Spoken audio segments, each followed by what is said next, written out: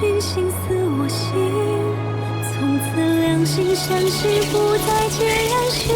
由袁冰妍、郑业成主演的古装爱情剧《朱青好》正在热播。此剧的设定是女追男的模式，古偶剧中不算新鲜，但像女主这般猛烈的还真是不多见。一开场就要吃男主豆腐，男主可不是柔弱书生，堂堂金陵卫的冷面阎王，就这么被女主扑到了。沈燕中迷烟的情况下，依然能反过来的东女主刘玲，这进度和狗粮真是来得突然。所谓一部高甜剧，真是撒足了狗粮。从官方放出的一些花絮看，原本24集删减成了22集，很多高甜吻戏被删除，剧迷大呼太可惜。看过铁锁定情花絮的网友直呼沈燕还挺腹黑的，原本是刘玲先表白的沈燕，沈燕抱着刘玲飞到铁锁上，承诺一生一世一双人。刘玲开玩笑，这么高的地方如果有鸟飞过，每飞过一只就让沈燕亲她一次。沈燕用内力震动山洞，洞里的鸟儿全部飞出来。